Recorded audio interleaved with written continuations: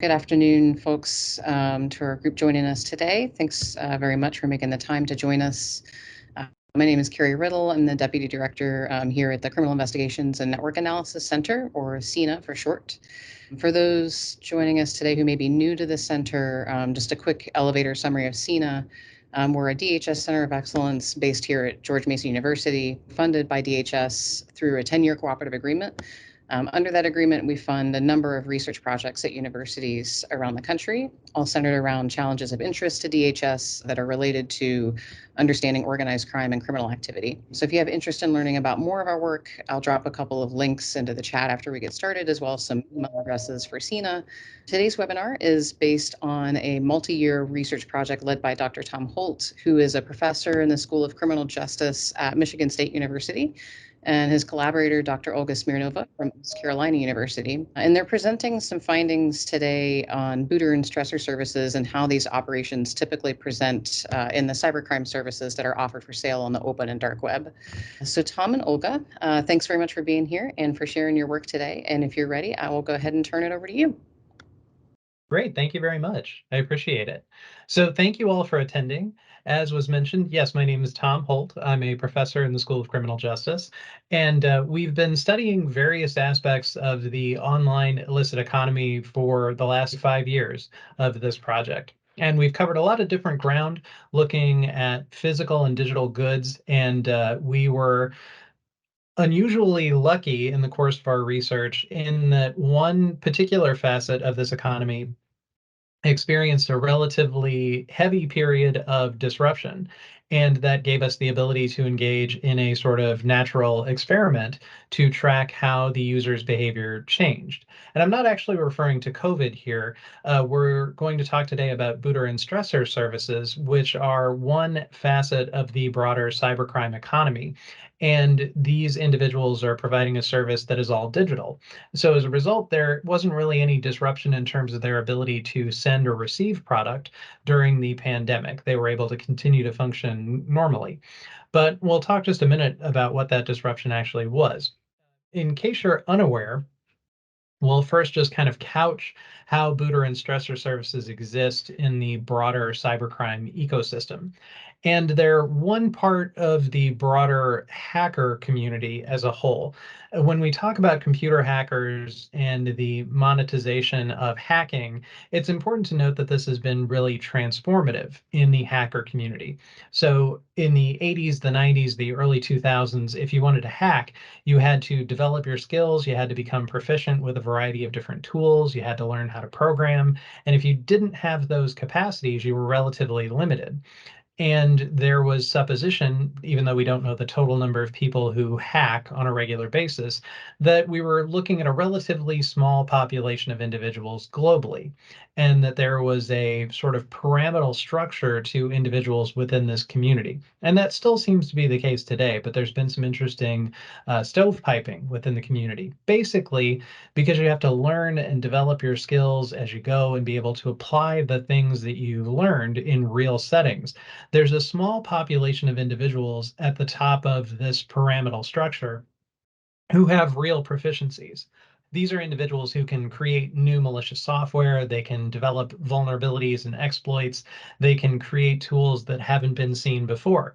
And those individuals are able to use their tools and their skills for an extended period of time. They develop new malicious software. These are the folks, for instance, who might have created botnet malware, iframes, if you're familiar with these tools from the late 2000s, early 2010s, the development of ransomware. These are the actors who are the sort of top echelon of individuals, and their skills translate down into a mid-tier of actors who may not have their exact skill sets, but they're proficient hackers on their own.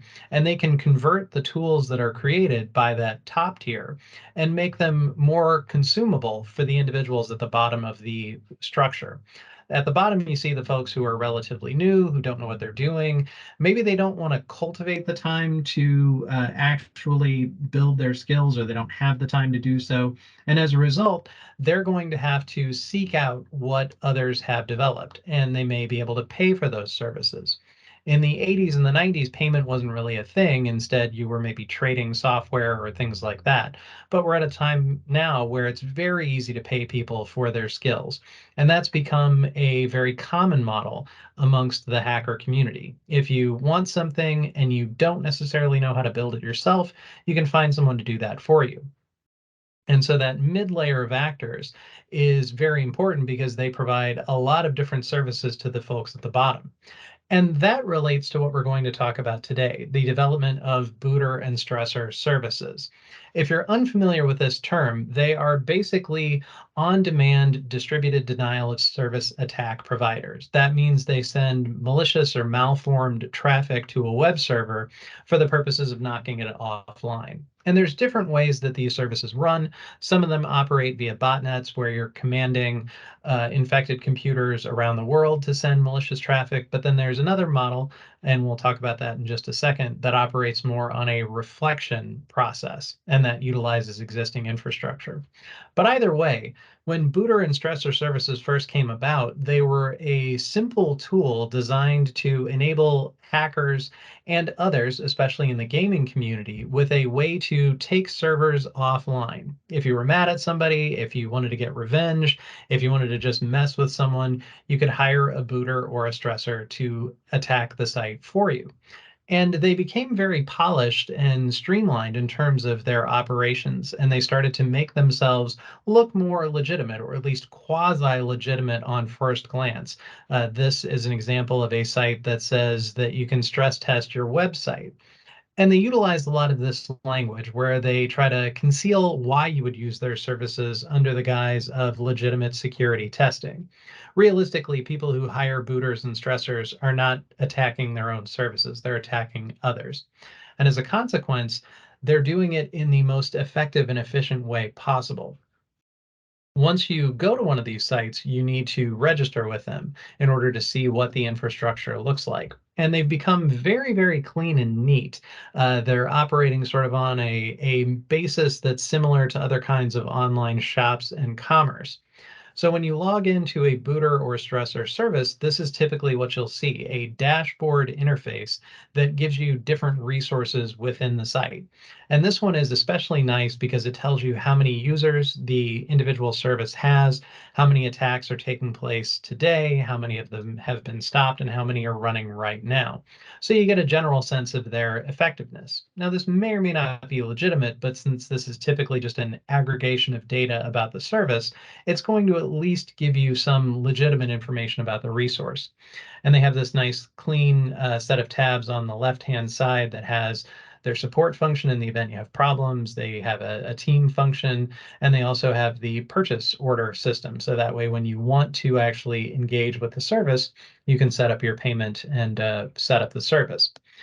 When you work with a booter or a stressor, and this is sort of the historical model, what happens is that you find the operator you're interested in working with, they give you access to their attack interface, and you have to pay them first before you can engage in an attack. And historically, when these services first emerged in the mid 2010s, most of them were taking payment via PayPal. And so that's why you see PayPal featured here.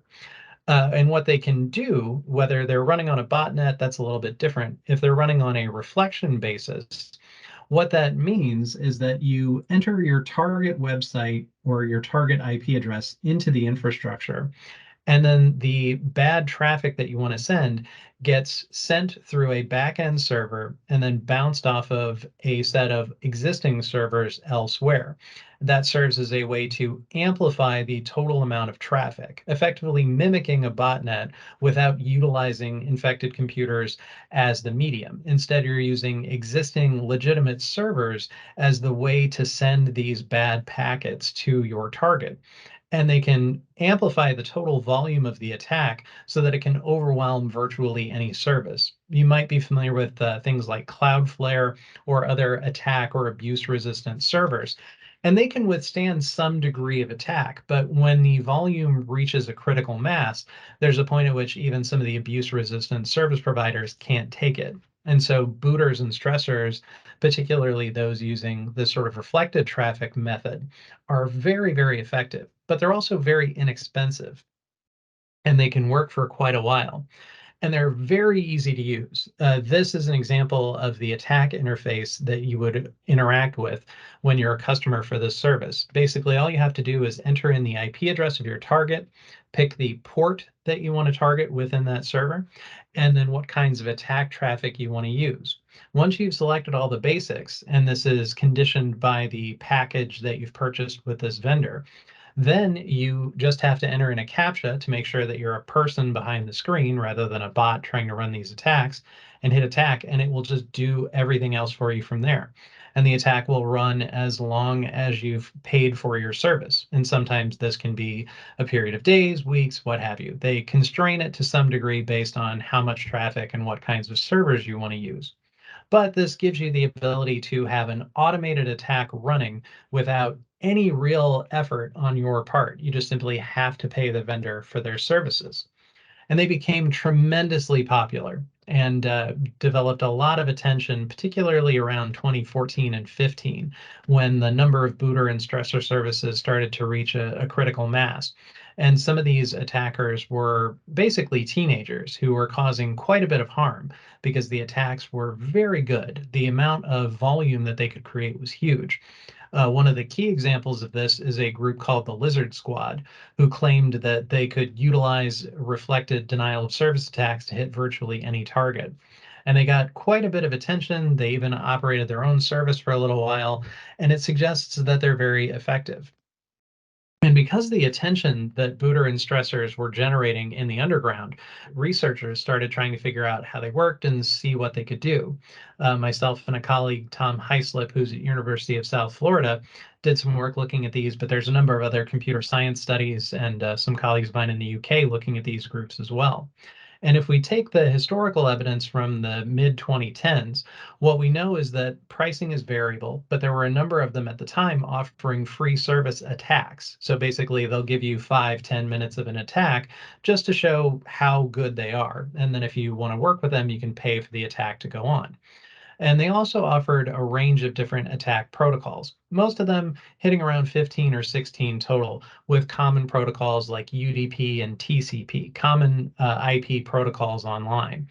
But they could get a little esoteric, and they always tried to add more to their overall attack repertoire. And most of these attacks, particularly the reflected server attacks, were coming out of the United States and Canada. And that's because that's where a lot of web hosting services are. So they're basically manipulating existing legitimate infrastructure to engage in malicious attacks. But they don't always work. That's one of the things that researchers were able to uncover by actually running attacks through booter and stressor services, is that they advertise certain attacks, but the attack may not necessarily match what kinds of traffic is being sent out. You may have paid for a TCP attack, but it might be directing it as UDP. You may not see that as the individual customer, but your target may. Your target, if they're resistant to one kind of attack, it may not work, and that could be a function of mislabeled traffic. And some evidence suggests that about 75 to 77% of all attacks work. So there's a portion that aren't going to be successful for one reason or another, which could go to that mislabeling that I mentioned. But there's a lot of different reasons why they could fail. And some analyses of the operators, whether based on legal evidence or analyses of the population, tell us that the operators were mostly male, mostly teenagers or early 20s, and there were far more customers than there were operators. Going off of the baseline numbers from cracked databases of service providers, they had thousands and thousands of people registered with them. Now, that doesn't mean thousands and thousands are engaging in attacks, but they at least generated so much attention that they had a massive customer base. And the more that you worked with a service provider, the more that you might be able to develop a relationship with them. And it creates an interesting avenue for access to a community where if you're communicating regularly with your booter provider, they may feel like you understand how it works. They may introduce you to different operators within the infrastructure, and you may eventually begin to work for them. So it becomes a model for entry into this economy as well. And part of that is because of the amount of money that they could make. Now, depending on the vendor, this could be thousands or tens of thousands of dollars per year or per month, just depending on what volume they could handle. But some of them were making quite a bit of money, and most of them were taking PayPal because they're relatively young, they're relatively easy to use, and if you're taking PayPal, it's the kind of thing that most teenagers can use as an easy point of entry. And because of that simplicity, PayPal began to crack down on them. And so if you were known to be taking payments for booter and stressor operations, you were likely to have your account shuttered. So PayPal became a good point of access, but it created problems for the vendors as time went by. And because of all this attention that was being generated, eventually in 2018 and 2019, there were a series of takedowns of booter and stressor operators, both in the United States and Europe. And these takedowns got quite aggressive, both arresting the operators and in some cases in Europe, even going after the customers, which is relatively unusual compared to what we know about different aspects of cybercrime as service economies. In most cases, it's going to be the vendors who are targeted. The customer base really isn't a concern, but there was massive attention around these operations. And in the UK and in the Netherlands in particular, they've started to target the customers of booter and stressor providers because they know this is an entree into hacking. And so if we can stop early access to cybercrime economy behavior, we might be able to stop hacking over the long term. So there's real attention on this problem in Europe, and what they're doing there is kind of interesting. And I mentioned this kind of creates a natural experiment. Given all the attention in booter and stressor activities, we started doing data collection in 2019 and 2020 to see how the booter and stressor population changed in response to the law enforcement attention they were getting. We didn't really know at the time how they were going to shift their practices to avoid law enforcement attention. Basically, are they changing any of their behaviors to minimize the likelihood of arrest? And from a criminological standpoint, as I'm a criminologist by training, we can think of this through the lens of restrictive deterrence. Basically, how do offenders change their behavior in such a way as they can keep offending, but minimize the likelihood of arrest? If we think about this in the context of traditional drug markets, for example, drug dealers have started carrying less quantity, so that way if they are arrested, they're less likely to be charged with distribution and more likely to be just charged with possession. So the way that they're operating in real space can affect the likelihood of legal risk that they face or the potential for criminal sanction. So we wanted to understand how this may be happening in the booter and stressor community. And what are they doing from both a potential and from a particular standpoint, knowing that PayPal, for instance, is a really porous payment method that introduces risk for them? Are they going to change? Are they going to remain with PayPal? And how are they going to communicate that to customers? So our goal for this study and what we're going to talk about today is how booter and stressor operations have changed as a function of this attention. And I'll turn it over to Olga to pick up from here. Hi, everybody. My name is Olga Smirnova. I'm with East Carolina University. As Tom has mentioned, we worked for many, many years together, and for at least 5 years on this project. So the way the data have been collected for a sample of 44 boot and stressor service advertised on the open web, uh, each of the service web pages has been saved and then analyzed. So we combine some of the quantitative elements of trying to calculate averages, extract any numerical data we can find with some of the qualitative components, right? So we identify the types of attacks that they have been using, the number of different attacks and methods, mechanisms, the payment systems. We usually have one student coding a number of the student researcher coding the number of the pages, and then it's cross-validated with another researcher going through the same content. We looked at the statements, so kind of in the depth of the materials of where they talked about PayPal or cryptocurrencies, and we looked at also different ways of how the things can be quantified. So this is some of this description of our data. We have a small percentage of them offering discounts or free tests, usually for a very short period of time, ranging from like an hour to maybe a couple days. And that's in line with some of the previous and other research of illegal activities where the discounts and the free tests are offered by the providers, but particularly with the free test, it's a much smaller percentage than what is usually offered by the illegal services providers of those type of activities. 59% showed the number of the existing clients. And you will see later that with the number of clients and number of attacks performed, it's a very heavily skewed data, right? So if we represent the data, basically the average is beyond the third quartile and includes 75% of the data. But so what we can see is that there is a wide variety of indicators of the attacks, of the information that people provide about the clients. There is also time dimension. So the providers can identify whether they are showing daily count of clients, total or lifetime count of clients, or whether they are showing like running attacks. I think if you remember the earlier slides that Tom showed, right, with so total number of attacks, successful, unsuccessful attacks, and the running attacks, or attacks throughout the day, or attacks throughout the whole period of time that has been used. Most vendors wanted customers to contact them with their own internal ticketing systems.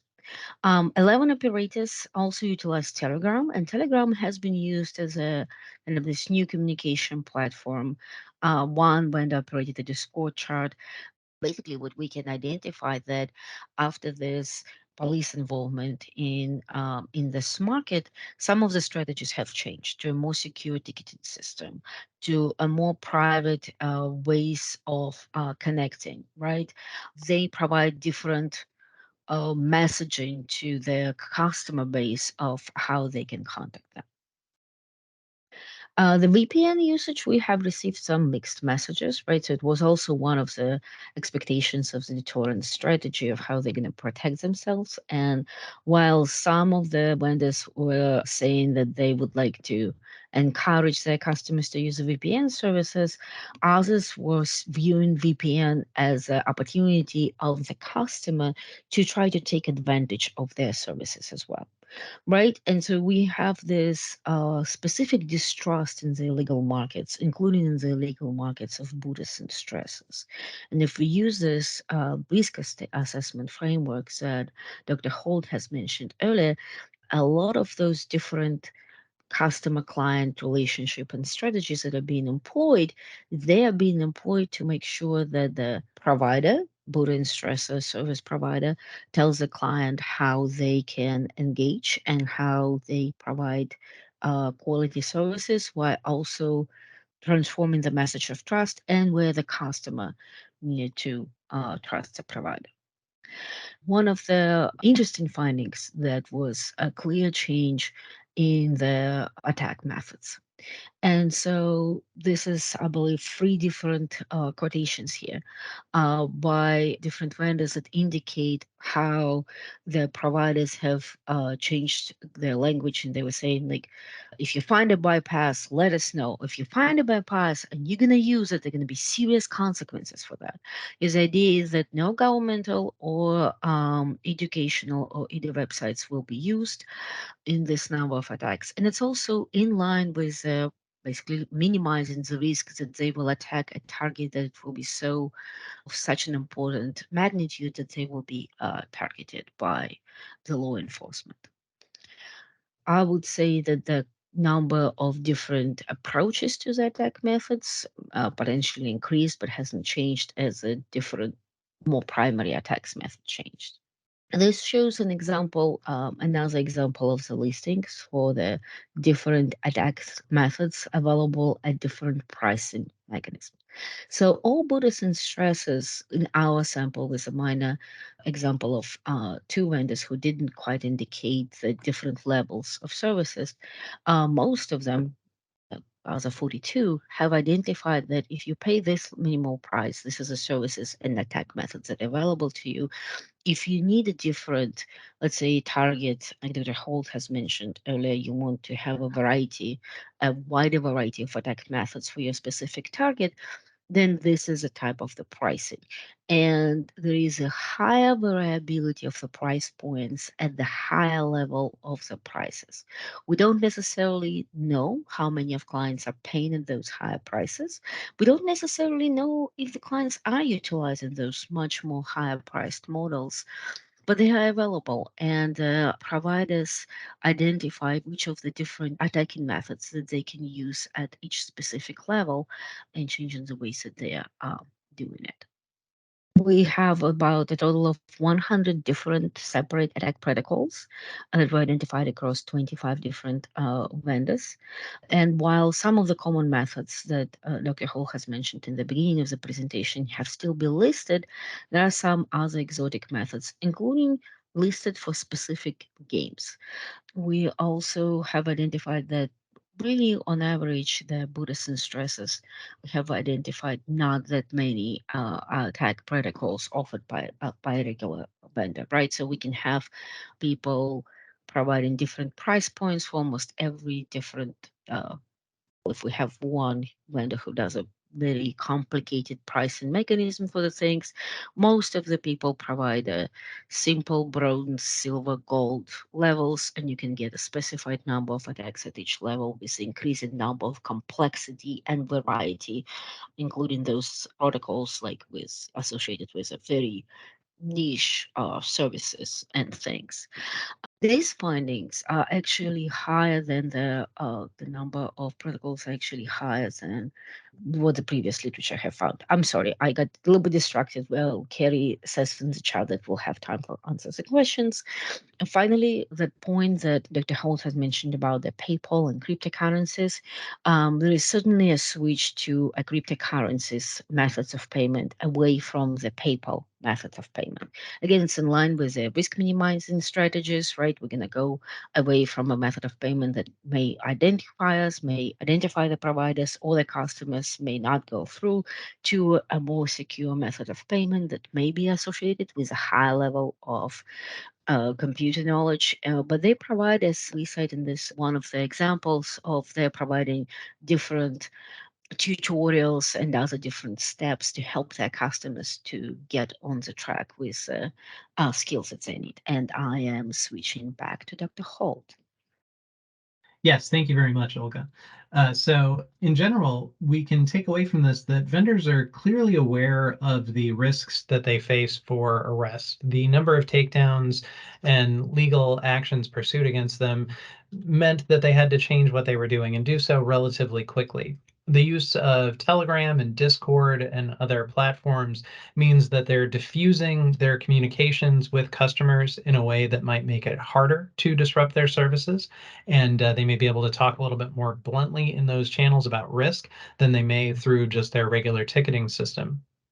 The fact that they were also saying, please don't attack government services or educational resources is also distinct because that wasn't really observed previously. And those are targets that would generate more attention, particularly during COVID, where if you were trying to disrupt, say, an online class or an online school, that would have a dramatic impact and might increase your risk of detection.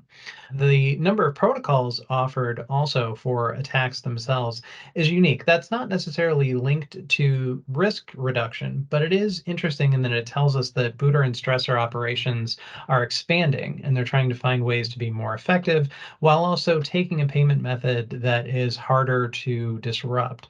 With the use of Bitcoin and other cryptocurrencies, it's far more complicated to track those payments. Certainly it's not impossible, but it's harder for those payments to be stopped while they're in process as well. Whereas using something like PayPal is quite easy to affect. And so they're clearly aware of some easy points of risk for their operations. So in general, that tells us that they're trying to change practice, and the degree to which their communications can be intercepted is something that is pretty important. They're aware of risk, and so by moving to Discord and other channels, they're able to at least minimize the amount of evidence that may be attributed to them through their existing chat line. And one thing that we didn't necessarily hit on as much is the fact that all the services that we've identified in this study were operating on the open web. Certainly, there are lots and lots of hacker operations on the dark web, but we haven't seen more than one or two total, even in the last few months, of booter and stressor services moving to the dark web. One might think that that would be an easy way to reduce your visibility is by moving to the dark web, but that creates some challenges for both management and for operation of service. So it may be that they're just going to continue to operate on the open web for as long as is possible. And in thinking about the findings and what we can take away from this in terms of law enforcement disruption practices, one option is, of course, to pursue general takedowns through internet service providers. Since the sites themselves are obviously engaging in illicit activity, you could do takedown requests. There's also potential here that our study is based off of sting operations. In the last few months, there have been a few actions against booter and stressor services that would suggest that some undercover operations are certainly in play. So that is a possibility. One other thing that has emerged, and this is more based out of Europe, is some interesting practices in terms of warning banners. Working with Google and other search engine providers, some Europeans were able to basically send individuals engaging in searches for booter and stressor services these messages. So when you type in booter service into Google and hit search, you would get a warning banner at the top noting that these are illegal services to use. And those warning banners appear to have made a difference. They had a short-term cooling effect on the use of booter and stressor services within those countries. So warning banners may be an action that produces a knock-on effect for the service providers and does so in a way that doesn't necessitate legal action on the part of law enforcement and traditional apparatuses, and instead can be done cheaply, efficiently, and in a way that could produce short-term reductions in the number of attacks. And one other option might be to go after Telegram, Discord, and other places where the services and their communications are taking place, having individuals inside provide details about them and eventually try to engage in takedown actions against these entities. Now, that's a little bit harder, obviously, but it is certainly a creative solution that could affect their operations over the short and potentially long term as well. Now, I mentioned that everything is based on the open web. It's possible that there are some dark web entities that we just simply didn't find, but to date, we don't seem to see them on the dark web. So that is a potential limitation, but it's a relatively small one. Another one, we only have the language provided by the vendors. So it's possible that the way that they talk about their services publicly versus how they talk with their customers in Telegram, Discord, and what have you is different. And so that's something that needs a bit more fleshing out, is how do vendors communicate to their customers directly as opposed to through indirect means through their websites and other ads. And as I mentioned, it's possible that some of this is from law enforcement or related entities. And so that creates some potential as a limitation for future analysis. But those limitations aside, I wanted to turn it back over to Dr. Smirnova to talk just a little bit about some new work that we're doing as well. We are right now currently trying to build a model that will estimate profits of the booter and stressor services, right? So you're operating in a risky market, you're facing consequences, what could be potential profits in this market, also taking into consideration that number of the attacks may not necessarily work. We are subdividing the attacks the way they're reported time bound, so all time, total, lifetime versus the monthly. We transition all of the different numbers, prices, number of clients, number of attacks to monthly numbers for the easier calculations. And this is a table that I think I mentioned earlier, where you can clearly see that besides the number of clients' monthly attacks, the distributions are heavily skewed by the large maximum numbers, right? So basically indicating that there is one specific vendor in the data who indicated an exceptionally large figure, whereas 70% of them are, or the third quartile, are smaller than our average. We are looking at the use of the number of clients and number of attacks as a proxy for the potential transactions, because this could be something that if I'm indicating that this is a number of clients that I have served, and we can separate how many of those clients pay for services at a given pricing method. And as I mentioned, that there is usually the bronze, silver, and gold kind of pricing mechanisms that can be subdivided. We can estimate a range of numbers that will indicate the profits for the boot and stressor services. We think that this will contribute to the overall estimation of the legal market and may also help to point out in some further research directions as well as some law enforcement directions, because some of the ways of how you can curtail a profitable activity is how you can limit its profits and profitability. And I think this leads us to questions, right?